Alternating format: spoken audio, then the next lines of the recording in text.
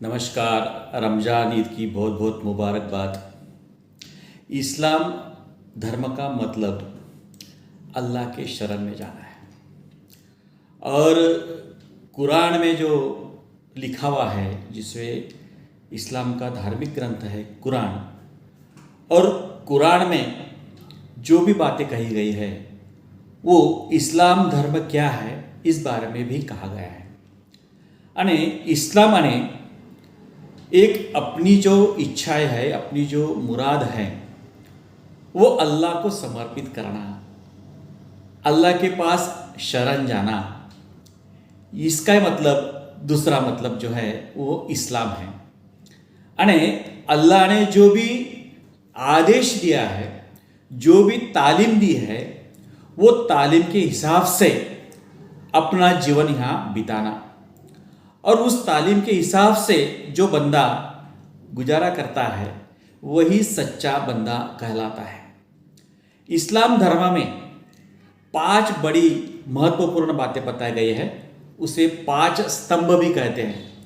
तो पहली जो बात है उसमें है ईमानदारी, दूसरी जो बात है उसमें नमाज, तीसरी जो बात है उसमें हज, चौथी जो बात है उसमें ज़कात और 5वां जो है वो रोजा। ईमानदारी क्या है कि इंसान ने ईमानदारी से कमाई करनी चाहिए, ईमानदारी से व्यवहार करना चाहिए। हराम का एक पैसा भी उस बंदे ने नहीं लेना चाहिए। इसका मतलब है कि उसमें से एक तत्व का पालन वो बंदा कर रहा है। दूसरा जो है नमाज। नमाज बोले तो क्या है, अल्लाह की के पास जाकर एक प्रार्थना करना है कि हे अल्लाह, हे ईश्वर, मुझे सद्बुद्धि दे, सभी को सुख शांति से यहाँ रहने का एक दुआ तू हमारे तक पहुँचा और सबको अपने खुशहाली से जीवन जीने का तू आशीर्वाद दे या दुआ दे। ये नमाज का मतलब है। और इसमें एक तीसरा जो तत्व है इसमें तो है हज। तो 628 में 1400 अपने अनुयायियों के साथ पैगंबर मोहम्मद साहब ने पहली यात्रा निकाली थी और वो काबा में थी। अब इसलिए ये इस्लाम का एक धार्मिक स्थल बन चुका है। यानी जो भी काबा वहाँ पहुँचता है तो हज की यात्रा करता है।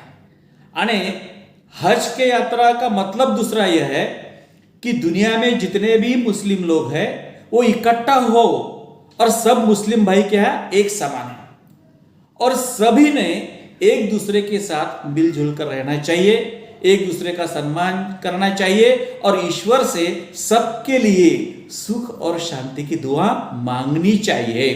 और जो भी एक इस्लाम धर्म का पालन करने वाला व्यक्ति होता है उसे अपने पूरे जीवन में एक बार हज की यात्रा करना चाहिए। लेकिन जो बीमार लोग हैं, जो नहीं वहाँ जा सकते, जो किसी कारण से मजबूर है, तो उन्हें उसमें से छूट दे दी है। लेकिन हज जाने में जो सक्षम है उन्होंने जरूर एक बार हज जाना चाहिए। अब दूसरा इसमें क्या है, ज़कात। ज़कात का क्या है कि अपनी जो आमदनी होती है वो आमदनी में से 2.5% जो है वो गरीबों के लिए खर्चा करना चाहिए, जो मजबूर महिला है उनके लिए खर्च करना चाहिए, जो भी बीमार लोग हैं उनके लिए खर्च करना चाहिए। अने अपनी पूरी आमदनी अपने पास रखकर खर्च करने का अधिकार या हक इस इस्लाम धर्म में उस बंदे को नहीं दिया है। अपने आमदनी में से इन गरीब लोगों के लिए भी उसने कुछ खर्च करना चाहिए। ये ज़कात है, ये दूसरों का दर्द बांटने का एक तरीका है। और इसमें दूसरा एक शब्द है कि फितर है।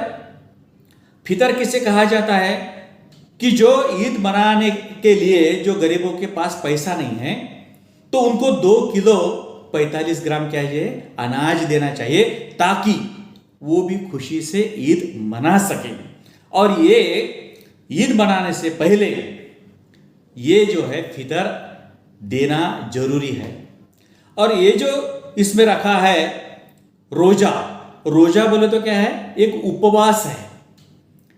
उपवास के माध्यम से अपनी आत्मबल को बढ़ाना है, आत्मीय शक्ति को बढ़ाने का एक उपाय रोजा है। इसी को सरल भाषा में उपवास कहा जाता है। ये सूरज उगने से पहले 4:47 के बाद से ये रोजे की शुरुआत होती है और ये शुरुआत होने के बाद में 6:30 बजे ये उपवास खुल जाता है। पूरे मस्जिद में ऐलान कर दिया जाता है इसका कि वो कब शुरू होने वाला है और कब खत्म होने वाला है। ये सब बातें मस्जिद के द्वारा वो सभी लोगों को, वो बंदे को पहुंचाए जाते हैं। तो रोजा शुरू होने से पहले जो भी नाश्ता वहां पे किया जाता है, जो भी खाना खाया जाता है, वो जो खाना है उसके बाद में आपको पानी भी पीना नहीं है। इतना ही नहीं, थूक भी निगलना नहीं है। और ये कब तक करना है?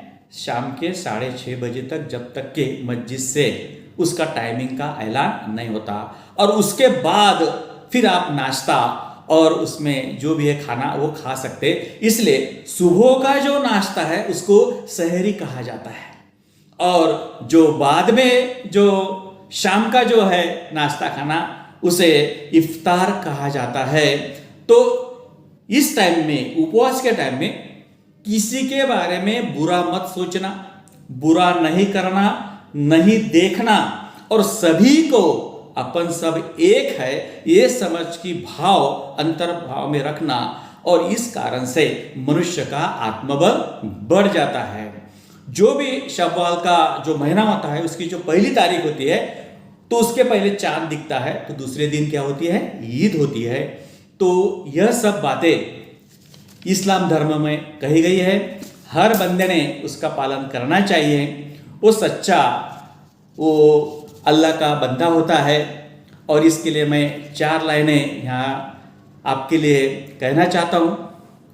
चुपके से चांद की रोशनी, चुपके से चांद की रोशनी छू जाए आपको, चुपके से चांद की रोशनी छू जाए आपको, धीरे से हवा कह जाए आपको, धीरे से ये हवा कह जाए आपको, दिल से जो चाहते हो, दिल से जो चाहते हो मांग लो खुदा से, दिल से जो चाहते हो मांग लो खुदा से।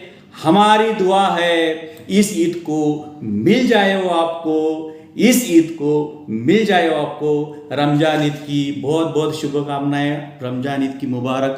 बहुत बड़ी बड़ी जो भी यहाँ पे धार्मिक कार्य किया जाता है वो सभी धार्मिक कार्यों को आपके लिए सबको शुभकामनाएं। धन्यवाद।